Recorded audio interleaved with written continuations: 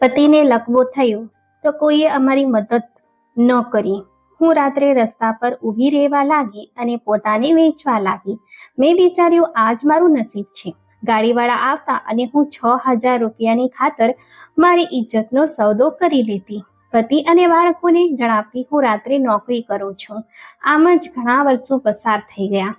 એક રાત્રે અમુક છોકરાઓ મને પોતાની સાથે લઈ ગયા. હું હોટલના રૂમમાં દાખલ થઈ તો તેઓ બોલ્યા, અમને તારું શરીર નથી જોઈતું. પરંતુ તેમની આગલી વાત સાંભળીને મારું કાળજું મોં સુધી આવી ગયું. દિલ થયું કે જમીન ફાટે અને હું દફન થઈ જાઉં, કારણ કે તેઓ તો હું હાથમાં 6,000 લઈને ઘર તરફ આવી રહી હતી. આજે ફરી મેં પોતાનો સોદો કર્યો હતો.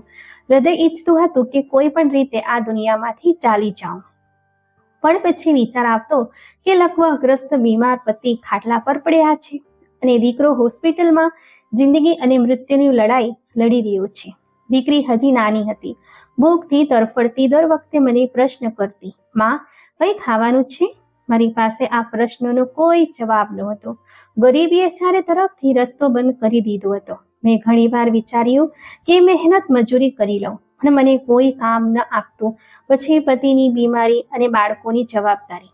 એક દિવસ જ્યારે દીકરાની હાલત બગડી ગઈ અને ડોક્ટરે કહ્યું, તરત આ દવા લાવો, નહીં તો તેના જીવનને ખતરો છે, ત્યારે મારી હિંમત તૂટી ગઈ. તે જ ક્ષણે મેં એ નિર્ણય કર્યો જેણે મારી જિંદગીને હંમેશા માટે બદલી નાખી. તે રાત મારી પહેલી હતી. મારું શરીર ધ્રુજી રહ્યું હતું. દિલ ચીસો પાડી રહ્યું હતું કે રોકાઈ જાઉં, પણ મજબૂરીઓ મને ઘસડી રહી હતી. જ્યારે પાછી આવી તો હાથમાં થોડી નોટો હતી અને દિલમાં હજારો ઘા. અરીસામાં પોતાને જોયું તો લાગ્યું કે જાણે કોઈ અજાણી સ્ત્રી મને ઘૂરી રહી હોય. મેં સર ઝુકાવી દીધું, આંખો બંધ કરી લીધી અને પોતાની જાતને કહ્યું, આ બધું બાળકો માટે છે, આ બધું તેમના ભવિષ્ય માટે છે. પણ તે ક્ષણ મારા માટે એક પીડાદાયક ચક્રની શરૂઆત હતી. પતિને મેં કહ્યું, કામ લાંબુ થઈ ગયું હતું એટલે મોડેથી આવી છું. તે ધીમાસથી બોલ્યા, તું થાકી જાય છે તો કેમ છોડી દે, કેમ નથી રહેતી? મેં હોઠ કરડતા જવાબ આપ્યો, જો હું છોડી દઉં તો બાળકોનું શું થશે? તે ચૂપ થઈ ગયા. તેમની ચૂપકીદીમાં વિશ્વાસ પણ હતો અને લાચારી પણ. મને તે ચૂપકીદી વધારે કાપવા લાગી. તો રાત્રે ઘરમાંથી નીકળતી વખતે દીકરી મારી ચાદર પકડીને કહેતી, માં, ક્યારે આવીશ? હું તેના વાળ પસવારતા કહેતી, બસ થોડી વારમાં. તે હસી દેતી, પણ મને ખબર હતી કે આ સ્મિત મારી સચ્ચાઈની સામે કેટલું નબળું શસ્ત્ર છે. રસ્તામાં જતા મારું દિલ વારંવાર કહેતું, આજે ન જા, આજે રોકાઈ જા. પણ પછી દીકરાની દવા યાદ આવતી, પતિના ચહેરા પર થાકનો છાયા અને દીકરીની ભૂખની તસવીર, અને હું લાચાર થઈને પગલાં આગળ વધારતી. તે ક્ષણો જેને લોકો જિંદગીની ચમક કહે છે, તે મારા માટે પીડા હતી. રૂમમાં દાખલ થતાં જ મારી આત્મા કંપી જતી. હું આંખો બંધ કરી લેતી. ક્યારેક મને લાગતું કે જાણે ભગવાન પણ મારી લાચારી પર ચૂપ થઈ ગયો છે. દરેક નોટ હાથમાં લેતી વખતે તે ઝેરની જેમ બળતી. પણ હું પોતાને સમજાવતી, આ જ નોટ કાલે મારા દીકરાનો જીવ બચાવશે, આ જ નોટ દીકરીની ભૂખ મટાડશે. ક્યારેક કામ પછી હું પોતાની જાત સાથે વાત કરતી, શું હું પાપી છું કે આ બધું મારા બાળકો માટે ત્યાગ છે? પછી આંખોમાંથી આંસુ વહેવા લાગતા. મને યાદ છે કે એક રાત્રે રૂમમાં બેસીને મેં મારા દીકરાની તસવીર જોઈ અને કહ્યું, દીકરા, જો તને ક્યારેય સચ્ચાઈની ખબર પડી ગઈ તો શું તું મને માફ કરી દઈશ? મારા પ્રશ્નનો જવાબ તસવીરના મૌનમાં છુપાયેલો રહ્યો. એક દિવસ ડોક્ટરે કહ્યું, મારા દીકરા પરાગની હાલત સારી થઈ રહી છે. જો દવાઓ સમયસર મળતી રહે તો તે ઠીક થઈ શકે છે. આ સાંભળીને દિલમાં અજીબ શાંતિ આવી. મેં પોતાને કહ્યું, હા, મારો ત્યાગ વ્યર્થ નથી જઈ રહ્યો. પણ સાથે જ એક ડર પણ દિલમાં બેસી ગયો. ક્યાંક એવું ન થાય કે આ રાજ ક્યારે પરાગની સામે ખુલી જાય. આ જ ડર મારી સાથે હર પળ રહેવા લાગ્યો. વિસ્તારમાં લોકો પ્રશ્ન કરતા, બહેન, ક્યાં નોકરી કરો છો? હું સ્મિત કરીને કહેતી, એક ફેક્ટરીમાં. તેઓ માથું હલાવી દેતા, પણ તેમની નજરોમાં શંખ હતો. મેં શીખી લીધું હતું કે કેવી રીતે જૂઠને સાચું બનાવીને રજૂ કરવું છે. પણ રાત્રે જ્યારે એકાંત હોય તો તે જ જૂઠ મને અંદરથી કોરી ખાતું. ઘરની અંદર હું બધાની સામે એક કર્તવ્યનિષ્ઠ સ્ત્રી હતી. પતિ માટે સેવા કરનારી, બાળકો માટે માતા અને વિસ્તાર માટે એક મહેનતી પત્ની. દરેક જણ એ જ સમજતું કે હું દિવસ રાત મહેનત કરું છું જેથી ઘરનો ખર્ચ ચાલે, પણ આ સત્યને મેં મારા દિલમાં કેદ કરી રાખ્યું હતું. બહાર નીકળતા જ હું મારી ઇજ્જતનો સોદો કરતી હતી. આ તે જ રાજ હતો જે મારા અને મારા ભગવાનની વચ્ચે હતું. પતિને ક્યારે ખબર ન થવા દીધી કે હું ક્યાં જાઉં છું. તે લકવાગ્રસ્ત પથારી પર સૂતો રહેતો, મારી વાતો પર વિશ્વાસ કરી લેતો. ક્યારેક ક્યારેક તે ધીમેથી કહેતો, તારે રોજ આટલી મહેનત કરવી પડે છે, મારા કારણે તને તકલીફ થઈ રહી છે. હું તેના માથા પર હાથ મૂકીને જવાબ આપતી, તમે ચિંતા ના કરો, બધું ઠીક થઈ જશે. દીકરીની માસુમિયત મારી સૌથી મોટી નબળાઈ હતી. તો રોજ મારી પાછળ મીઠાઈ જતી અને બોલતી, માં ક્યારે પાછી આવીશ? હું તેના નાનકડા હાથ મારા હાથમાં લઈને ખોટી દિલાસો આપતી, બસ જલ્દી આવી જઈશ. પરાગની બીમારી મારી રાતોની ઊંઘ લઈ ચૂકી હતી. અવારનવાર તે શ્વાસ લેતા લેતા રોકાઈ જતો તો મારો દિલ ગળામાં આવી જતો. તેના શ્વાસ પાછા ફરતા તો હું શાંતિનો શ્વાસ લેતી, પણ બીજા દિવસે ફરીથી એ જ દબાવ અને એ જ ખર્ચા સામે આવી જતા. હું દર રાત્રે મારા અસ્તિત્વનો ત્યાગ કરતી જેથી સવારનો ચૂલો સળગતો રહે. દિવસભરના ખોટા વાયદા અને રાતની પીડા મારી નિયમિત દિનચર્યાનો ભાગ બની ગયા. ક્યારેક ક્યારેક નોટ હાથમાં આવતી તો વિચારતી, આ થોડા કાગળ આખરે કેટલા કિંમતી છે કે જેના માટે મારી ઇજ્જત આપવી પડે છે. પરંતુ બીજી સવારે જ્યારે બાળકોના પેટ ભરાયા અને દવા સમયસર મળી તો હું વિચારતી કે કદાચ આ જ મારી કિસ્મત છે.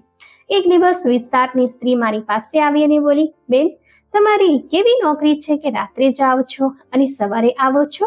મેં હસતા હસતા કહ્યું, કપડાની ફેક્ટરી છે, રાતની શિફ્ટ લાગે છે.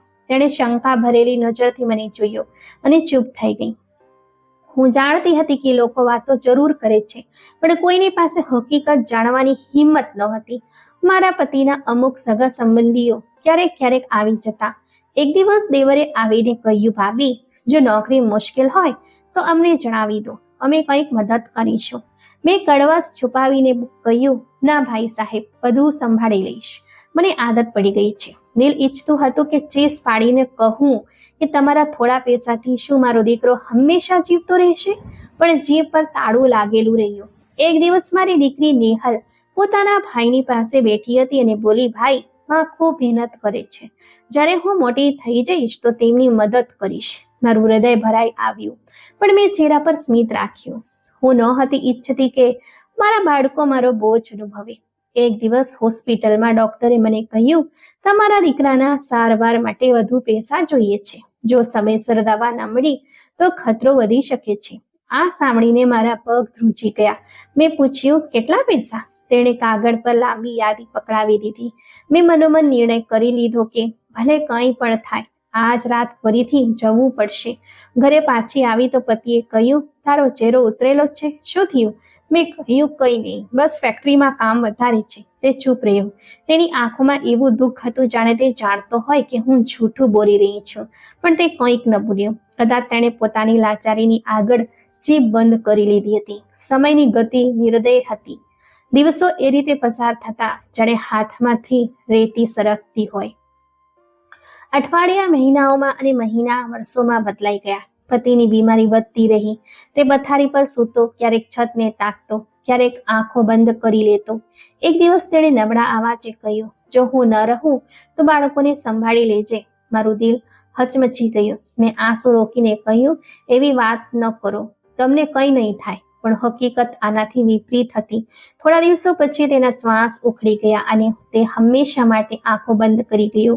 મેં રડતા રડતા દિલને સમજાવ્યું. એક દિવસ દીકરીએ પોતે કહ્યું, માં હું નથી ઈચ્છતી કે તમે મારા માટે આટલી મહેનત કરો, બસ એક સાદો લગ્ન કરી દો. મેં તેના માથા પર હાથ મૂકીને કહ્યું, ના દીકરી, તારા લગ્ન એવા થશે જેમ કોઈ રાજકુમારી ના હોય. તે હસી પડી, પણ હું જાણતી હતી કે આ સપનું પૂરું કરવા માટે મારે કેટલી રાતો વધુ મારી ઇજ્જત કુરબાન કરવી પડશે. લગ્નનો સમય નજીક આવ્યો તો તૈયારીઓ માટે દિવસ રાત એક કરવા પડ્યા. દાગીનાની વ્યવસ્થા કરી, કપડાં બનાવડાયા, કરિયાવરની વસ્તુઓ ખરીદી. બધું કરતા મારું દિલ ધ્રુજતું રહ્યું કે ક્યાં કોઈ ખામી ન રહી જાય. આખરે તે દિવસ આવી ગયો જ્યારે મેં મારી દીકરીની વિદાય કરી. તેના ચહેરાની ખુશી જોઈને દિલને શાંતિ મળી. દીકરાએ ભણવામાં દિલ લગાવ્યું. તે અવારનવાર મોડી રાત સુધી પુસ્તકોમાં વ્યસ્ત રહેતો. એક દિવસ તેણે કહ્યું, માં, તમે મારા કારણે આટલી મહેનત કરો છો. એક દિવસ હું તમને શાંતિ આપીશ. તેની વાત સાંભળીને મારી આંખોમાંથી આંસુ નીકળી પડ્યા, પણ મેં તેને છુપાવી દીધા. તેની મહેનત રંગ લાવી અને તે ડિગ્રી હોલ્ડર બની ગયો. જ્યારે મેં તેને યુનિવર્સિટીના સ્ટેજ પર ડિગ્રી લેતા જોયો તો મારી આત્મા ખુશીથી ભરાઈ ગઈ.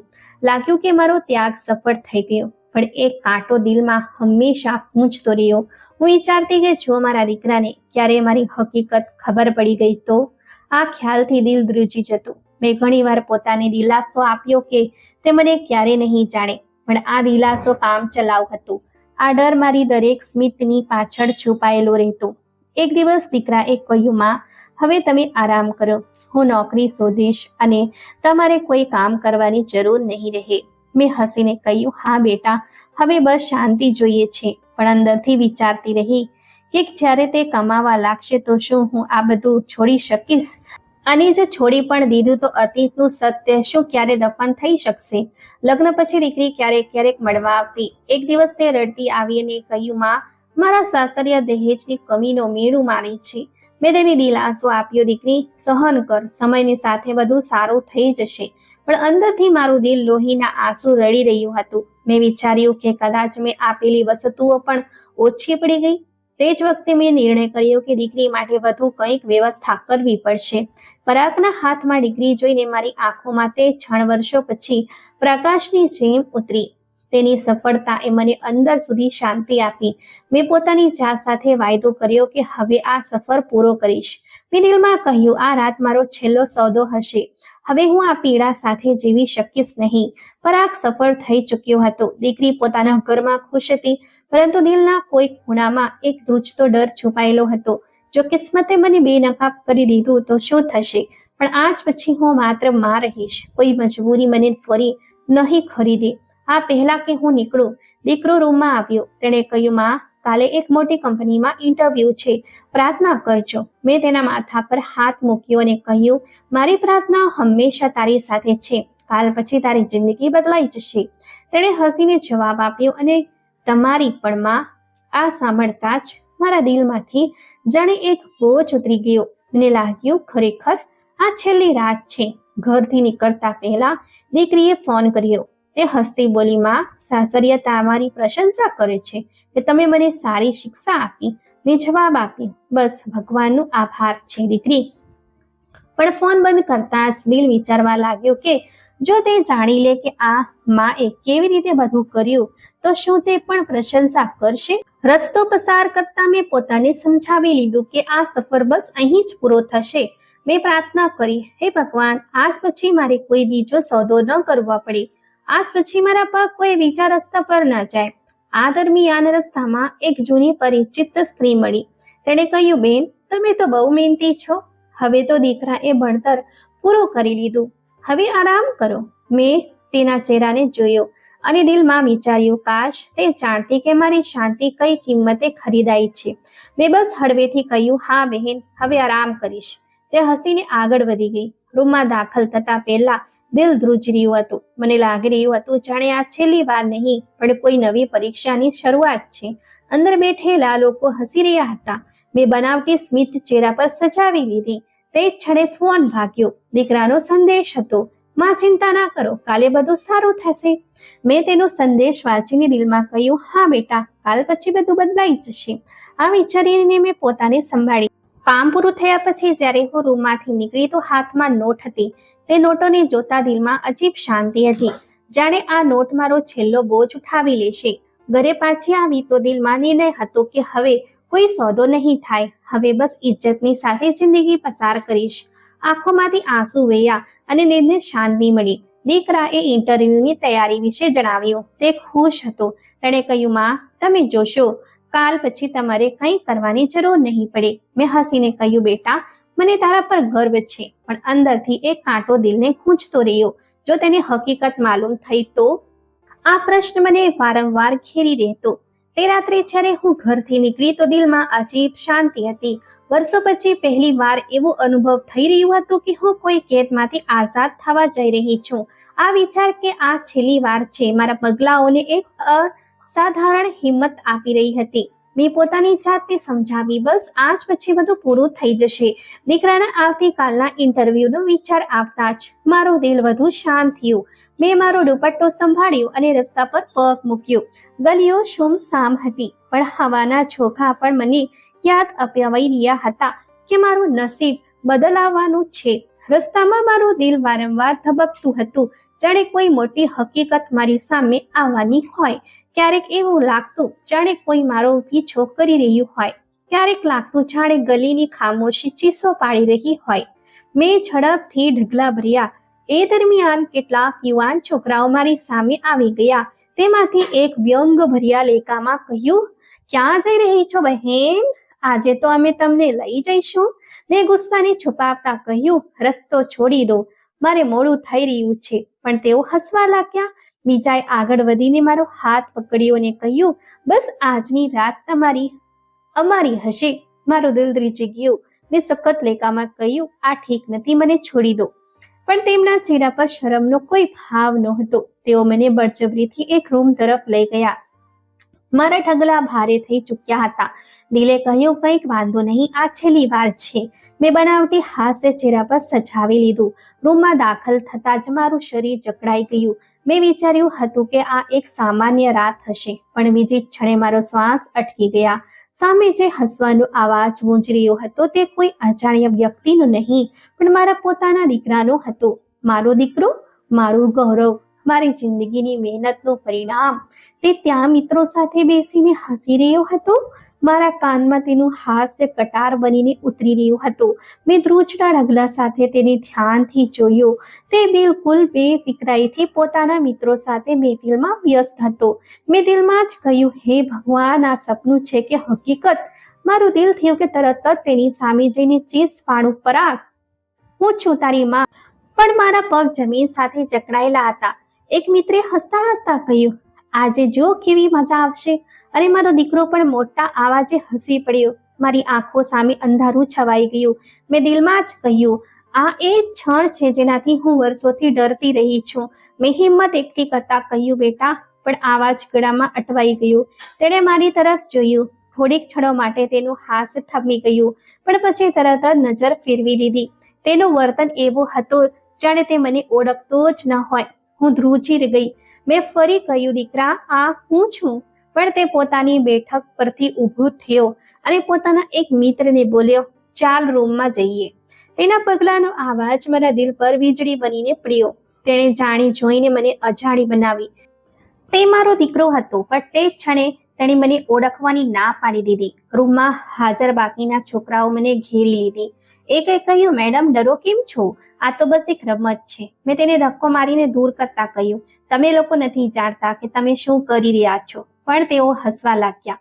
મારું દિલ તડપી રહ્યું હતું. મેં છેલ્લી વાર બનાવટી હાસ્ય ઓળીને વિચાર્યું, આ ક્ષણ મારું મૃત્યુ છે, પણ કદાચ આજ મારી કસોટી પણ છે. એ દરમિયાન મારો ફોન વાગ્યો. મેં ધ્રુજતા હાથે જોયું તો દીકરાનું જ નામ ચઢળી રહ્યું હતું. તેના મિત્રોને શક ન થયો કે આ તેનો જ ફોન છે. મારું દિલ વધારે ધ્રુજી ગયું. મેં ફોન ઉઠાવ્યો તો બીજી તરફથી તેનો અવાજ આવ્યો, માં, હું મિત્રો સાથે છું, તમે ચિંતા ના કરો, હું જલ્દી આવી જઈશ. આ સાંભળીને મારી આંખોમાંથી આંસુ વહેવા લાગ્યા. તે ફોન પર માતાને દિલાસો આપી રહ્યો હતો અને હકીકતમાં મારી સામે બેસીને મને અજાણી બનાવી રહ્યો હતો. ફોન બંધ કરતા જ મેં આકાશ તરફ જોયું. દિલમાં કહ્યું, હે ભગવાન, આ કેવી કસોટી છે. તે ક્ષણે મને લાગ્યું જાણે મારું શરીર જમીનમાં દફન થઈ રહ્યું છે.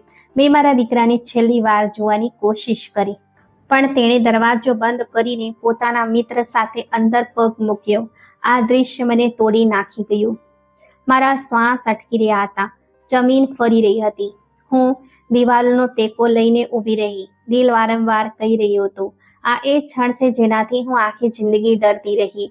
હું લાચાર ઊભી રહી અને વિચારતી રહી કે જો આ છેલ્લો સોદો છે તો તેની કિંમત માત્ર મારી ઇજ્જત નહીં, પણ મારો દીકરો પણ છે. મારું દિલ જાણે છાતીમાંથી બહાર નીકળી રહ્યું હતું. મેં ધ્રુજતા હાથે મારા દીકરાને ઓળખ્યો. તે મોટા અવાજે હસી રહ્યો હતો. મિત્રો સાથે બેઠો હતો, જાણે દુનિયાની કોઈ ચિંતા તેની નજીક ન હોય.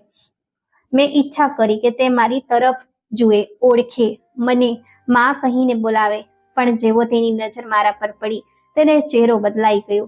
તે અચાનક શાંત થયો અને પછી મોં ફેરવી લીધું. તેની આંખોમાં નફરત નહોતી, પણ એક સખત ઇનકાર હતો. એવો ઇનકાર જે દિલને વીંધી નાખે, જાણે તે મને જાણવા જ નહોતો માંગતો. હું જમીનમાં દબાઈ ગઈ. મેં પોતાને કહ્યું, આ એ જ દીકરો છે જેના માટે મેં મારી જિંદગી બલિદાન કરી, જેના માટે દર રાતે મારું અસ્તિત્વ વહેંચ્યું. પણ આજે એ જ દીકરો મારાથી પારકો બની રહ્યો હતો. મારી આંખોમાંથી આંસુ વહેવા લાગ્યા. મેં ધીમી આવાજમાં બૂમ પાડી, દીકરા! પણ મારા શબ્દો હવામાં ઓગળી ગયા. તે મિત્રોની વચ્ચે મોટા આવાજે હસ્યો અને પછી પોતાના એક સાથીદારને બોલ્યો, ચાલ અંદર જઈએ, સમય ન બગાડ. મારો દિલ ચીરાઈ ગયો. તે પોતાના મિત્ર સાથે રૂમ તરફ આગળ વધ્યો અને હું દરવાજા પર પથ્થર બનીને ઊભી રહી, જાણે કોઈએ મારા પગને સાંકળથી બાંધી દીધા હોય. મારી આંખોએ એ દૃશ્ય જોયું જે વર્ષોના ડરની હકીકત હતી. મેં આગળ પગ વધારવાની કોશિશ કરી, પણ નબળાઈએ મને રોકી દીધી. દિવાલનો સહારો લઈને ઊભી રહી. રૂમની અંદરથી હસવાના અને ઘોઘાટના અવાજો આવી રહ્યા હતા. મારું દિલ ઈચ્છતું હતું કે દોડીને અંદર જાઉં અને બધું ખતમ કરી દઉં, પણ મારા પગ જવાબ દઈ ચૂક્યા હતા. એક છોકરો મારે નજીક આવ્યો અને બોલ્યો, મેડમ, તમે કેમ આમ પથ્થર બનીને ઊભા છો? અંદર જાઓ ને. મેં તેની તરફ આંખ ઊંચી કરીને જોયું અને ગુસ્સાથી કહ્યું, તમને ખબર છે તમે કોની સાથે રમી રહ્યા છો? તે હસી પડ્યો ને બોલ્યો, અમારી શું લેવા દેવા? તમે તો બસ મજા માટે આવ્યા છીએ. તેની વાત મારા દિલ પર કટાર બની ગઈ. મેં એક ક્ષણ માટે વિચાર્યું કે બધું છોડીને ભાગી જાઉં, પણ પછી વિચાર આવ્યો કે મારો દીકરો અંદર છે. જો હું ચાલી ગઈ તો તે વિચારશે કે હું નબળી છું, પણ જો રોકાઈ ગઈ તો આ ક્ષણ મારું બધું ખતમ કરી દેશે. મેં દિવાલ સાથે માથું ટેકવ્યું. આંખોમાંથી આંસુ વહેતા રહ્યા.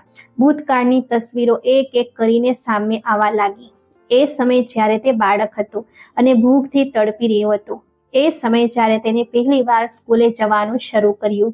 એ દિવસ જ્યારે તેણે કહ્યું હતું, માં, એક દિવસ તમને શાંતિ આપીશ. અને આજે એ જ દીકરો મને જોઈને અજાણ બની ગયો. રૂમમાંથી ઘોઘાટ વધતો ગયો. હાસ્ય, મોટા અવાજો અને આવાજો મારા દિલને ચીરવા લાગ્યા. મેં પોતાને કહ્યું, કદાચ આ સજા છે મારા બધા નિર્ણયોની. એ દરમિયાન એક બીજો છોકરો બહાર આવ્યો. તેણે મને જોઈને કહ્યું, મેડમ, તમે કેમ આમ પથ્થર બનીને ઊભા છો? અંદર જાઓ ને. મેં માથું નમાવીને કહ્યું, મારે અંદર નથી જવું. તે હસ્યો અને બોલ્યો, તો પછી અહીં કેમ ઊભા છો? ઘેર જાઓ. મેં ધીમેથી જવાબ આપ્યો, આ મારું ઘર છે, આ જ મારી કસોટી છે. તે આશ્ચર્યથી મારી તરફ જોવા લાગ્યો અને પછી ખભા ઉછાળીને જતો રહ્યો. મારા પગ ધ્રુજી રહ્યા હતા. મેં વિચાર્યું કે દરવાજો ખોલીને બધાની સામે ચીસ પાડું, આ મારો દીકરો છે. પણ દિલે કહ્યું, જો તેણે બધાની સામે ઇનકાર કરી દીધો તો? આ વિચાર મારા ઢગલાને રોકી લેતો. મેં હાથ ઊંચો કરીને આંસુ સાફ કર્યા. દિલમાં કહ્યું, આ એ ક્ષણ છે જે મને હંમેશા યાદ રહેશે. મેં મારા દીકરા માટે બલિદાન આપ્યા, પણ આજે એ બલિદાન મારા સામે વ્યર્થ થઈ રહ્યા હતા. રાત વધારે ઘેરી થતી ગઈ. ગલીઓ વધારે સુમસામ થઈ ગયા. રૂમની આવાજો ધીમી થતી ગઈ અને મારું શરીર જવાબ દઈ ગયું. હું ત્યાં જ બેહોશ થઈને પડી ગઈ. જે છોકરાઓ ક્ષણભર પહેલા મોટા અવાજે હસી રહ્યા હતા, અચાનક ડરના માર્યા ગભરાઈ ગયા. એકે કહ્યું, આલ્યા, આ મરી ગઈ તો? બીજો ગભરાઈને બોલ્યો, ચાલ અહીંથી નીકળીએ, નહીં તો પોલીસ આપણને પકડી લેશે. તેઓ બધા હડપડાટમાં ત્યાંથી ભાગી નીકળ્યા. મારી આંખો બંધ હતી, પણ આત્મા બેચેન હતો. સમયનો કોઈ પત્તો ન ચાલ્યો. ખબર નહીં કેટલી ક્ષણો કે કેટલો કલાકો વીતી ગયા. ભગવાનનો આભાર કર્યો કે એક રસ્તા પરથી પસાર થનાર ત્યાંથી પસાર થયો. તેણે મને જમીન પર પડેલી જોઈ. મારો ચહેરો પીળો અને શ્વાસ અનિયમિત હતા. મેં ચોંકીને ઊભો રહ્યો. મેડમ, તમે ઠીક છો? પછી તેણે મોટા અવાજે બૂમ પાડી અને નજીકના એક વ્યક્તિને બોલાવ્યો. બંનેએ મળીને મને ઉપાડી અને ઝડપથી રિક્ષા રોકી. જલ્દી હોસ્પિટલ લઈ ચાલો, આ સ્ત્રી મરી ન જાય. હોસ્પિટલ પહોંચતા ડોક્ટર અને નર્સો હરકતમાં આવી.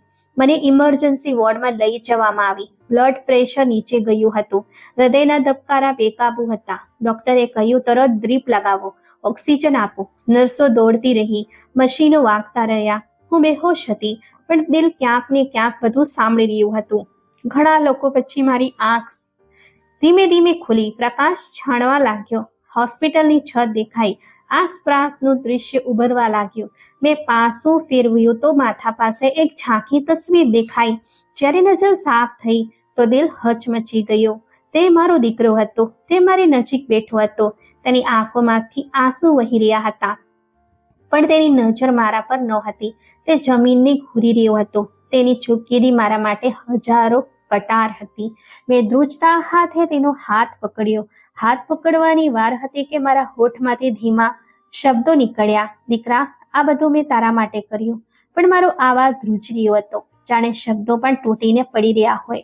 તેણે ચોંકીને મારી તરફ જોયું. તેની આંખો લાલધૂમ હતી. તે કંઈ કહેવા માંગતો હતો, પણ જીભ પર શબ્દ ના આવી શક્યા. મેં ફરીથી કહ્યું, દીકરા, જે કંઈ પણ થયું આ બધું મેં તારા માટે સહન કર્યું. તારું ભણતર, તારું ભવિષ્ય. તે ખુરશી પરથી ઊભો થયો. થોડા ઢગલા પાછળ ગયો. દિવાલનો ટેકો લઈને ઊભો રહ્યો. તેણે ખચકાતા કહ્યું, માં, તમે કેમ કર્યું આ બધું? તેના આવાજમાં દુઃખ પણ હતું અને પ્રશ્ન પણ. મેં ઊંડો શ્વાસ લીધો. લાચારી હતી બેટા. તારા પપ્પા બીમાર હતા. તું હોસ્પિટલમાં પડ્યો હતો. તને દવાઓની જરૂર હતી. મને બીજો કોઈ રસ્તો ન મળ્યો. મારી આંખોમાંથી આંસુ વહેવા લાગ્યા. તે તડપી ઉઠ્યો, પણ માં, તમે મને કેમ ન જણાવ્યું? હું ભૂખ્યો રહી જાત, બીમાર રહી જાત, પણ તમારે આ બધું કરવાની જરૂરત ન પડતી.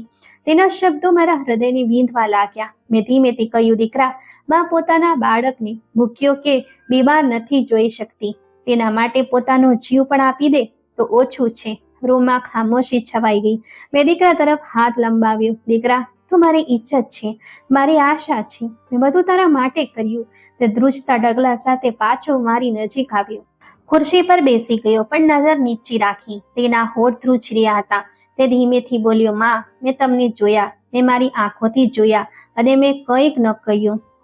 હું તમને ઓળખતો હોવા છતાં ઓળખી ન શક્યો. મેં તેનો હાથ જોરથી પકડીને કહ્યું, પણ મેં તને ક્યારે અજાણ્યો નથી સમજ્યો. તું મારો દીકરો છે, મારું બધું. તે માથું પકડીને રડવા લાગ્યો. માં, આ બોજ હું કેવી રીતે સહન કરીશ? મિત્રોની સામે તમને જોઈને હું અંદરથી તૂટી ગયો હતો. મેં તેને રોકવાની કોશિશ કરી. દીકરા, રડ નહીં. મારી જિંદગીની દરેક ક્ષણ તારા માટે હતી. આ બધું તારા માટે સહન કર્યું. તેની આંખોમાંથી આંસુ વરસી પડ્યા. તે વારંવાર એ જ કહી રહ્યો હતો, માં, કાશ હું ન જોત. કાશ મને કંઈ ખબર ન પડત. મેં આંખો બંધ કરીને કહ્યું, દીકરા, ભગવાને આપણને કસોટી પર મૂક્યા છે. આ બધું સમયનો ખેલ છે. તે ફરી ઊભો થયો. બારી પાસે જઈને બહાર જોવા લાગ્યો. તેની પીઠ મારી તરફ હતી. હું જાણતી હતી કે તે અંદરથી તૂટી રહ્યો છે. મેં ધ્રુજતા અવાજે કહ્યું, દીકરા, કાલે તારું ઇન્ટરવ્યુ છે ને? કાલ પછી બધું બદલાઈ જશે. તેણે પાછળ જોયા વગર કહ્યું, ઇન્ટરવ્યુમાં? મારી દુનિયા તો આજે જ બદલાઈ ગઈ છે. મારા દિલ પર બોજ વધારે વધી ગયો. મેં ધીમેથી કહ્યું, દીકરા, મારી જિંદગી ખતમ થઈ જશે જો તું હિંમત હારી જઈશ. તે શાંત રહ્યો. રૂમમાં શાંતિ ફેલાઈ ગઈ. મારો હાથ હજી પણ ધ્રુજી રહ્યો હતો. મેં વિચાર્યું, કાશ આ છળ નાવત, પણ તે આવી ગઈ હતી અને મારો દીકરો તેનો સાક્ષી બની ચૂક્યો હતો. તેની આંખોમાં એ વિશ્વાસ તૂટી ગયો હતો જે વર્ષોથી મારા અસ્તિત્વનો સહારો હતો. તેણે ધ્રુસકે ધ્રુસકે રડતા કહ્યું, માં, તમે મારી ઇજ્જત ત્યાગ કરી અને મેં તમારું અપમાન કરી દીધું. તેના અવાજમાં એવો દુઃખ હતો કે મારા કાન સાંભળવાથી અસમર્થ થઈ ગયા. મેં ધ્રુજતા કહ્યું, દીકરા, મેં મારા માટે કંઈ નથી કર્યું. બધું તારા માટે હતું. તારું શિક્ષણ, તારું ભવિષ્ય. પણ તે મારી વાત પૂરી થાય તે પહેલા ઝડપથી ઊભો થયો. વોર્ડની દિવાલ ઉપર તેના પગલાંનો આવાજ ગુંજ્યો. તે રૂમમાંથી બહાર ભાગી ગયો. મેં ચીસ પાડીને કહ્યું, ઊભા રહો દીકરા, મારી વાત તો સાંભળી લે. પણ મારો આવાજ રૂમની સફેદ દિવાલોથી ટકરાઈને રહી ગયો. દરવાજો બંધ થવાના આવાજે મને અંદરથી તોડી દીધી. નર્સ અંદર આવી અને હેરાન થઈને પૂછવા લાગી, મેડમ, તમારા દીકરાને શું થયું? તે કેમ આમ ભાગી રહ્યો હતો?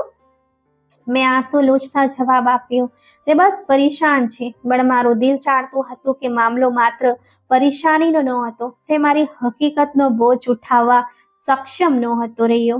થોડીક ક્ષણો પછી બહારથી ઘોઘાટના અવાજો આવવા લાગ્યા. નર્સ દોડીને બહાર ગઈ અને પછી તરત જ પાછી આવી. તેણે કહ્યું, મેડમ, તમારા દીકરાને સંભાળો, તે બહુ અસ્વસ્થ છે.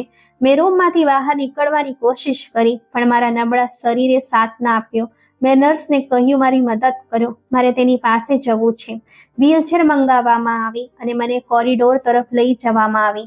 ત્યાં દૂર ખૂણામાં મારો દીકરો ઊભો હતો. તેના મિત્રો પણ હાજર હતા. એક મિત્રે કહ્યું, અરે, ત્યાં તારી માને ઓળખીને કેમ ના પાડી? મારો દીકરો ચીસ પાડીને બોલ્યો, તમે નથી સમજી શકતા. મેં જે જોયું છે તે હું સહન નથી કરી શકતો. મેં નબળા આવાજે બૂમ પાડી, દીકરા!